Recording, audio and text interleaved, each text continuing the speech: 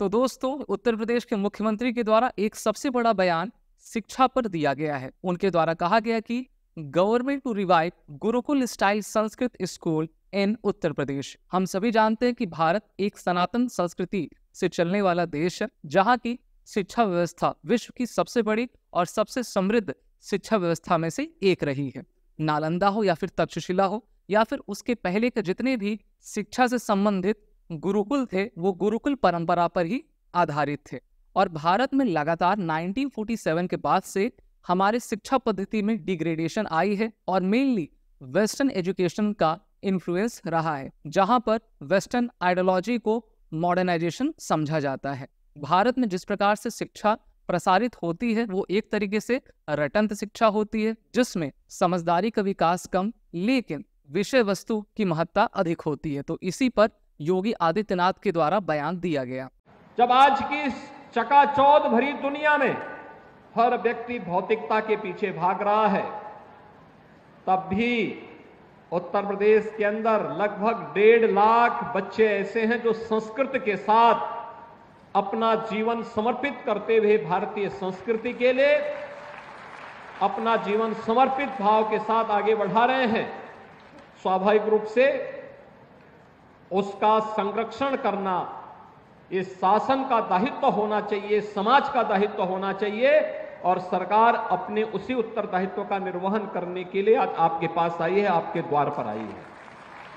उन्होंने कहा कि राज्य सरकार पूरे उत्तर प्रदेश में आवासीय गुरुकुल शैली के संस्कृत विद्यालयों का पुनरुत्थान करेगी। उन्होंने वाराणसी स्थित संपूर्णानंद संस्कृत विश्वविद्यालय में एक सभा को संबोधित करते हुए संस्कृत विद्यार्थियों के लिए छात्रवृत्ति योजना का शुभारंभ किया।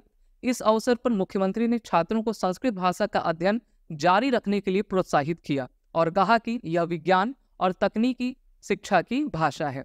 हम सभी जानते हैं कि संस्कृत का उपयोग हम अपने साइंस में, कंप्यूटिंग में किया करते हैं।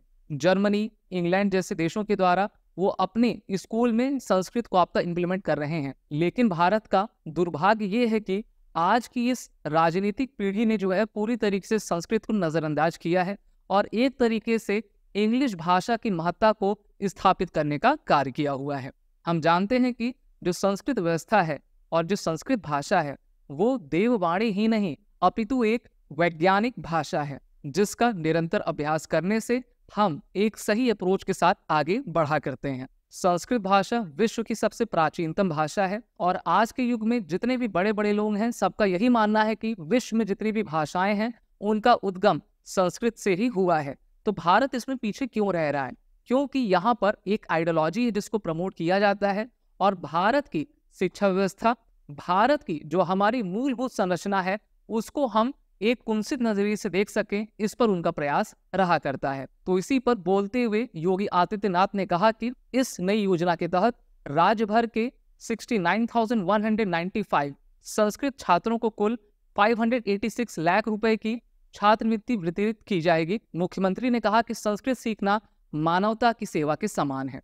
इन्होंने आरोप भी लगाया कि पिछली सरकारों ने संस्कृत शिक्षा की उपेक्षा की। उन्होंने कहा पहले केवल 300 संस्कृत छात्रों को छात्रवृत्ति मिलती थी और तब आयु संबंधी प्रतिबंध भी थे, लेकिन नई पहल के तहत सभी छात्रों को लाभ पहुंचाया जा रहा है। तो देखिए अब 300 से बढ़कर जो है ये योजना और ये छात्रवृत्ति लगभग 70,000 छात्रों को दी जाएगी, जिससे कि संस्कृत का और हमारे मानवीय समाजों का भी काफी उत्थान होगा। उन्होंने कहा संस्कृत केवल देववाणी नहीं बल्कि एक वैज्ञानिक भाषा भी है जो कंप्यूटर विज्ञान, कृत्रिम बुद्धिमत्ता जैसे आधुनिक क्षेत्रों में भी लागू हो सकती है। संस्कृत के अद्वितीय गुणों के बारे में विस्तार से बताते हुए मुख्यमंत्री ने कहा यह भाषा सरल और तकनीकी रूप से अनुकूलनीय है जो इसे विशेष बनाती है। गुरुकुल जैसे इन संस्थानों को विशेष सहायता दी जाएगी, विशेषकर उन संस्थानों को जो छात्रों को मुफ्त आवास और भोजन की सुविधा प्रदान करेंगे। इन संस्थानों को योग्य आचार्यों की भर्ती करने की स्वतंत्रता भी होगी। तो इनके द्वारा कहा गया कि अधिक से अधिक इस प्रकार के गुरुकुल भारत में और मेनली उत्तर प्रदेश में बने और उनको हम मान्यता देंगे, लेकिन उनको मुफ्त रहने और खाने की व्यवस्था करनी पड़ेगी, जिससे कि राज्य सरकार सभी चीजों को देखने के बाद उनको अपने तरफ से एड यानी कि अनुदान आपका प्रोवाइड करेगी। तो इसी प्रकार की शिक्षा व्यवस्था की आवश्यकता भारत को काफी समय से है, क्योंकि हम सभी जान रहे हैं कि जिस तरीके से मॉडर्नाइजेशन बढ़ रहा है इसमें जो छात्र है वो शिक्षक का सम्मान नहीं करता और जो शिक्षक भी है वो सिर्फ अपने वेतन से संबंध रखता है। लेकिन अगर हमको भारत के भावी पीढ़ी का निर्माण करना है तो हमें इसी प्रकार की व्यवस्था पे फिर से आना पड़ेगा।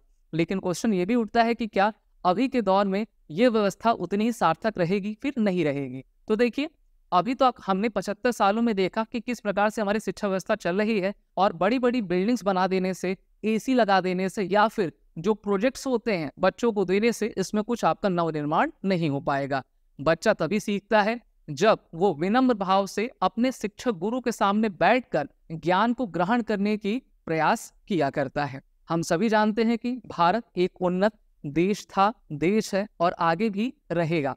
लेकिन हम तभी आगे बढ़ पाएंगे जब हमारे पास एजुकेशनल पोटेंशियल की पावर रहेगी। भारत को एक बार फिर से तक्षशिला और नालंदा जैसे विश्वविद्यालयों की रचना करनी पड़ेगी और ये तभी मुमकिन हो पाएगा जब हम अपने अथक प्रयासों से गुरुकुल का निर्माण सिर्फ एक ही प्रदेश में नहीं बल्कि पूरे भारतवर्ष में करें।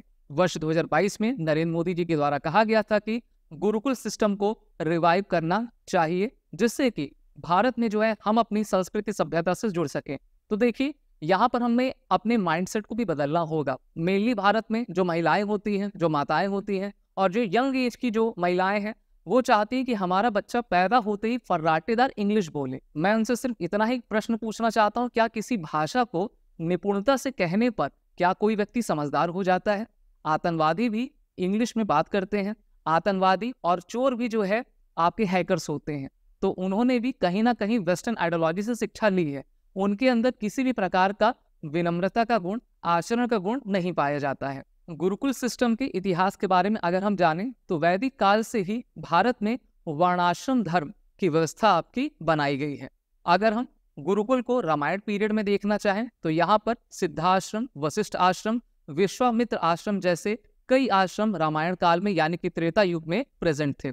वहीं पर अगर हम महाभारत की बात करें तो गुरु द्रोणाचार्य का गुरुकुल, जहां पर धनुर्वेद की शिक्षा पांडव कौरव को दी जाती थी, इसमें मिलिट्री साइंस भी थी। तो सिर्फ यहाँ पर एक तरह की रटंत शिक्षा नहीं दी जाती और रटंत तो बिल्कुल भी नहीं दी जाती है। यहाँ पर एक प्रकार से समाज को उस निपुणता के स्तर पर लाया जाता है जिससे कि वो अपने मानवीय मूलों का विकास कर सके। साथ ही साथ अगर हम गुरुकुल से निकले प्रोडक्ट्स को देखें तो इसमें ब्रह्मगुप्त, आर्यभट्ट, महर्षि कन्नड़, चाणक्य, कपिल मुनि, आर्यभट्ट, वराहमिहिर जैसे महान विभूतियां हुई हैं और इनके किए गए रचना के अनुसार जितनी भी इनकी रचनाएं हैं, चाहे वो मैथ से रिलेटेड हो, एस्ट्रोलॉजी से संबंधित हो, विज्ञान से संबंधित हो, उनको हम आज भी पढ़ते हैं और उन्हीं को पढ़ पढ़कर यूरोप में आपकी क्रांति आई हुई थी। ब्रह्म स्फुट सिद्धांत ब्रह्मगुप्त जी के द्वारा, आर्यभट्ट के द्वारा, लीलावती जिसको आपके भास्कराचार्य सेकंड के द्वारा लिखा गया है, बृहद संहिता वराहमिहिर के द्वारा कुछ इंपॉर्टेंट रचनाएं आपकी की गई हैं। तो ये भारत के अस्तित्व को और भारत की शैक्षिक और बौद्धिक क्षमता को प्रदर्शित करता है। लेकिन बदलते सिस्टम के साथ हमारे गुरुकुल सिस्टम को डिस्ट्रॉय करने का प्रयास आपका किया गया है। तो इस्लामिक इन्वेजन 11वीं सेंचुरी में भारत में आया और उन्होंने भारत के मंदिरों को तोड़ना, गुरुकुलों को नष्ट करना और हमारी नालंदा, तक्षशिला जैसे यूनिवर्सिटी को तोड़कर जला देने का कुत्सित प्रयास किया। और इसके बाद ब्रिटिशर्स आए। ब्रिटिशर्स अच्छे तरीके से जानते थे जब तक हम भारत की शिक्षा व्यवस्था को नहीं तोड़ेंगे तब तक हम इनके ऊपर मानसिक गुलामी नहीं कर सकते। और इसी कारण से इन्होंने अपनी इंग्लिश शिक्षा को प्रमोट किया और भारत के सभी गुरुकुल को आपका खत्म कर दिया। लेकिन सबसे बेकार की बात यही रही कि भारत में जब 1947 के बाद से यहाँ पर सरकारें आए तो वो कम्युनिस्ट आइडियोलॉजी के प्रभाव में और मॉडर्नाइजेशन के कारण उन्होंने भारत की परंपरा को सुचारू रूप से ऑन नहीं रखा। भारत में मदरसा सिस्टम तो है लेकिन गुरुकुल सिस्टम नहीं है। तो ये कितनी दुर्भाग्य की बात है। भारत सरकार और जो राज्य सरकारें हैं वो मदरसा को अपने तरफ से अनुदान देती हैं लेकिन वो गुरुकुल के उत्थान के लिए कोई भी कार्य नहीं किया करती हैं। तो इस तरीके की दोहरी चरित्र, दोहरी राजनीति भारत को हमेशा पीछे ले जाएगी। मुख्यमंत्री योगी आदित्यनाथ के द्वारा जो ये बयान दिया गया है वो काफी सराहनीय है और इसी प्रकार के प्रयास भारत को निरंतर आगे करने चाहिए। अगर मैं कुछ आपको डेटा देना चाहूँ तो संस्कृत को वेस्टर्न कंट्रीज में भी लगातार पढ़ाया जा रहा है, जैसे कि यूनाइटेड स्टेट्स, यूके, जर्मनी और अदर। इसमें कुछ इंपॉर्टेंट यूनिवर्सिटीज हैं, OU state university, Rutgers university, university of California, university of Alabama, university of British Columbia, university of Calgary, university of Chicago. तो देखिए सिर्फ यूनिवर्सिटीज में नहीं बल्कि जो class 5th 6th 7th 8th grade के आपके क्लासेस होती है वहां पर भी संस्कृत को प्रमोट किया जा रहा है, क्योंकि संस्कृत ही वो ऐसी भाषा जिससे कि स्मरण शक्ति स्ट्रांग होती है, उच्चारण बेहतर होता है। और हमें भी अपनी भाषा, अपनी संस्कृति, अपनी विरासत को समझा होगा और विकास तभी हो सकता है जब हम अपने विरासत का संरक्षण संवर्धन कर सकें। तो इस पर आपकी राय क्या है कमेंट बॉक्स में जरूर बताइए। अगर आपको ये विश्लेषण अच्छा लगा हो तो आप इस वीडियो को लाइक शेयर जरूर करें और हमारे फैक्ट फ्लिकर के चैनल को सब्सक्राइब करें। जय हिंद।